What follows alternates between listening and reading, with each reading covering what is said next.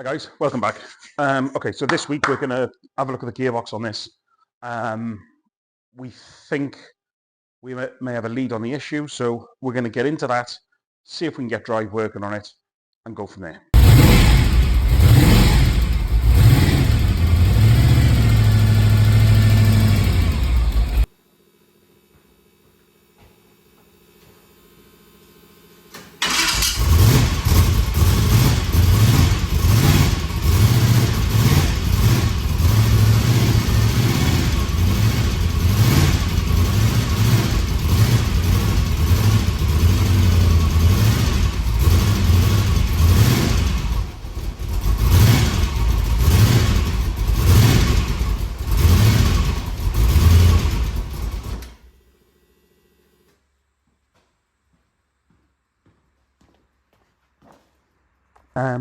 We got gearbox working, prop shaft back on, no leaks.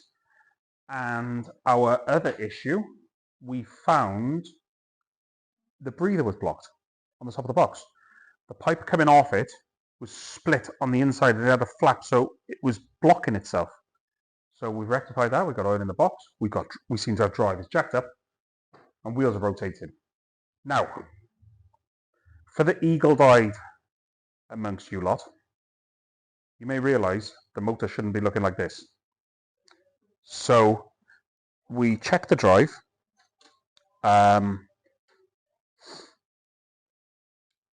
We gave the motor a couple of revs, and it developed a misfire. Pull the rock covers off. Snapped push rod.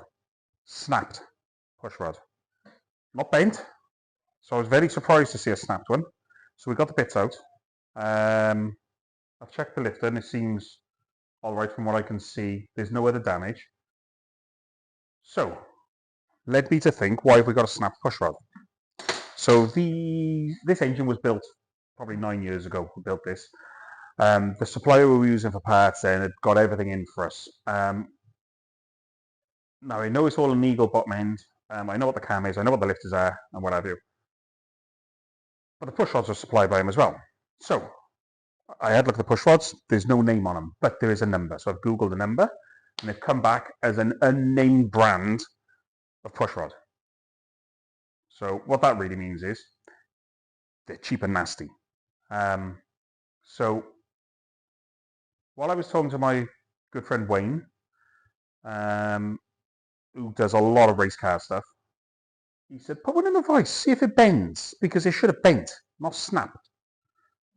So, and he said, put a pair of grips on it and see what it does. We didn't need to do that. We put it in the vise, and you can snap a push rod by hand very easily. So we've ordered a quality set of Comcam push rods from Real Steel, which will be here tomorrow, and we'll get this thing back together. But let me just show you what cheap push rods do. So if we stick one of these in the vise,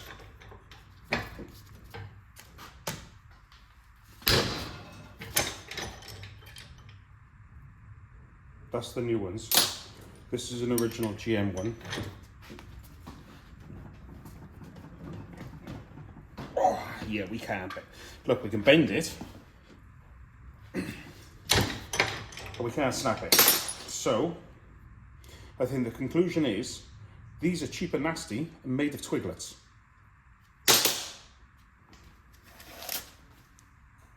Okay, so new push rods from Real Steel have landed. Let's get these fitted in the car, let's get the valve lashed in, and let's see if this thing starts.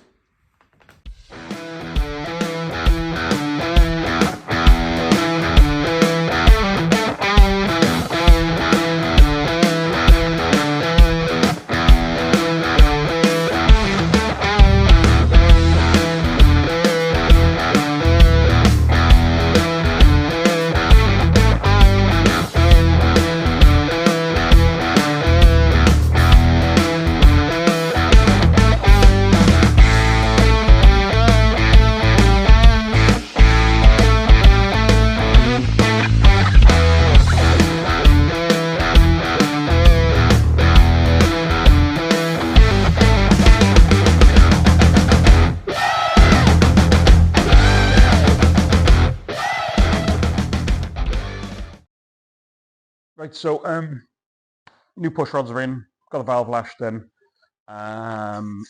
compression test and what have you. We were quite confident this is where we're going with it. It didn't start. Very strange. Couldn't get it to go. Soaked the plugs, had a spark, compression, check timing. I pulled the front off, took the gear set out, put a new race timing chain kit in it, dialed the cam back in just to see if it was that. And I've also ordered a full new ignition stuff for it, which still hasn't turned up. So don't trust next day before 12 p.m. delivery, because we're 3 days in now and it still haven't arrived. So once that arrives, we'll have another go at starting and see what's going on. Very baffling.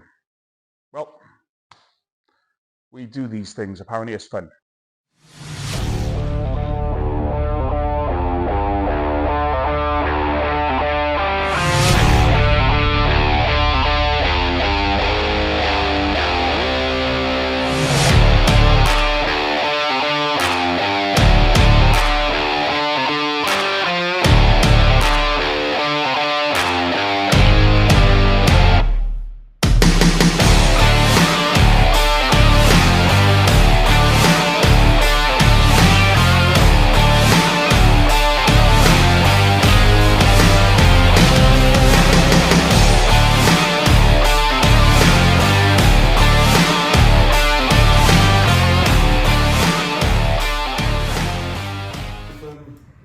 Distributor, put it back in, new set of plugs.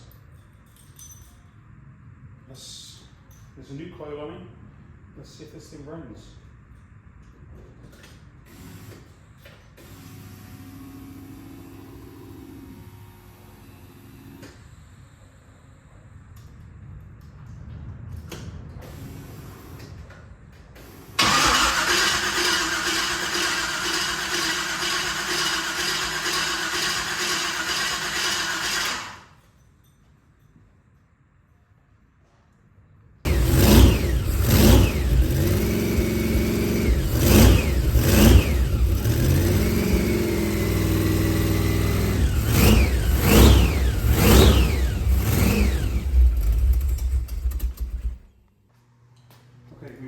We've got the dizzy, popped it back in, we cranked it a couple of times and it's fired.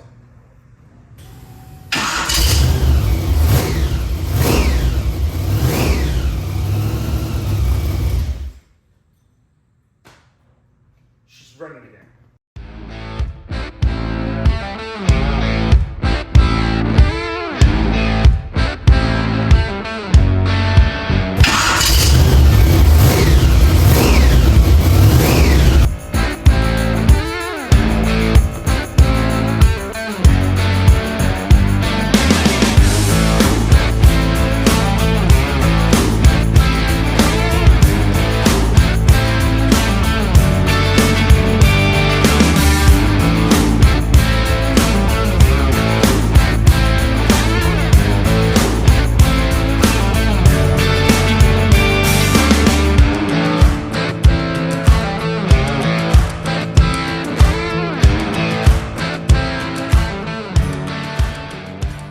We'll get the scoop on now this evening. I filled it with coolant and we don't seem to be having any leaks, which is always a plus. We don't want to be dropping them down there. One thing I did notice yesterday or last night when I ran it, when it was idling fast, I knocked it off on the key and it carried on running. I actually pulled the king lead off to stop it. I think, so what I've done, because I've put the coil inside, the live for the coil is out in the engine bay. And all I did was run a jump wire from the fuse box to the coil, ignition live. I think when it's got some revs up and the alternator is charging, it's keeping that circuit live, which is not ideal because I couldn't turn it off. So I'm gonna have a look at that this evening. I'm gonna pull the ignition switch out and cut into the loom and bring the ignition off the switch to the coil, just so we haven't got any issues with it not shutting off. So there's that. I think I have to run a catch can for the radiator. We'll see how it goes. I don't want it to puke water out. I know I've still got to work out where its level is. I've changed the cap to a £7 cap because the only one I had when I ran it before, when we broke the cam in, was a £16. It wasn't happy with that at all. Top hose is sort of growing on me, so what I did while it was apart, I changed the clips for proper clips you can actually do up tight that don't seem to want to strip themselves. So we're going to run with that for now. I want to clean all the HT leads up and make some holders for them.